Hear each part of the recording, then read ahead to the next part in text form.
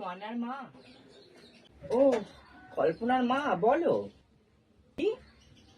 শোনো, আমি বাবা টাকা পয়সা ধার ফার দিতে পারবো না বাবা। এমনি যা বলবে বলো, টাকা পয়সা দিতে পারবো না। না না দিদি, আমি টাকা পয়সা ধার নিতে আসিনি দিদি।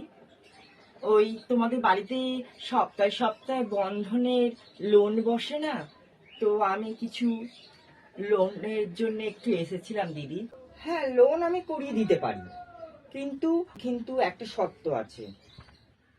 শর্তটা হচ্ছে, আমি তোমাকে 50,000 টাকা মতন লোন করে দেবো, ওখান থেকে আমাকে 5,000 টাকা আমাকে দিতে হবে। দেখো, ওই পাড়ায় সবাই, ওই ময়নার মা, দীপকের বউ, এরা সবাই আমার কাছ থেকে লোন নেয়।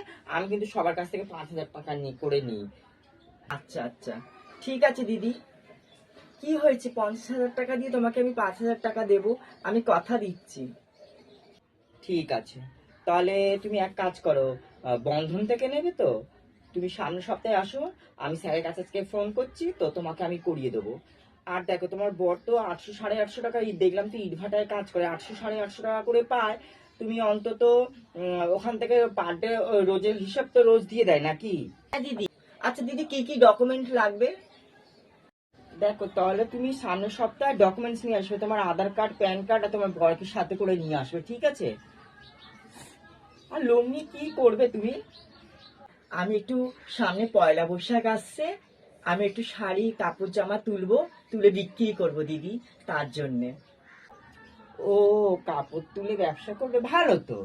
শোনো দিদি, কাপড় তুলবে যখন আমাকেও দিও একটু বাকি ফাঁকিতে, বুঝলে? আর তাহলে সামনের সপ্তাহে তুমি ডকুমেন্ট গুলো নিয়ে আসবে, আমি তোমাকে করে দেবো। কিন্তু দেখো, আবার ওই টাকা নিয়ে ওই পাড়ার প্রতিবেশীদেরকে বলে বেড়াবে, ওই দেখো মুনমুন্দিকে গিয়ে 5,000 টাকা দিতে হয়েছে, ওইসব যেন না আমি শুনি।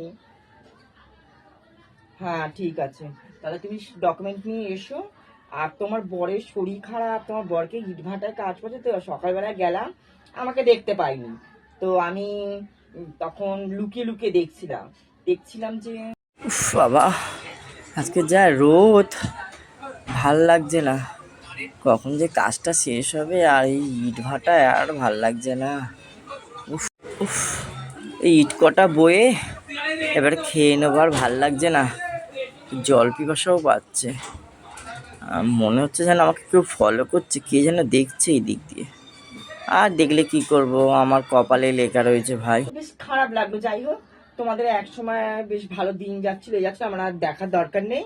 কি করবো, আমারও এই দুর্দশা, আমারও অ্যাপেন্ডিক্স অপারেশন হয়েছে, করবো। আর সেও জ্বর নিয়ে দিদি কাজে গেছে ভাটায় কাজ করছে সেই। হ্যাঁ দিদি, আচ্ছা দিদি, হ্যাঁ এসো, ঠিক আছে ঠিক আছে, এসো, যাও।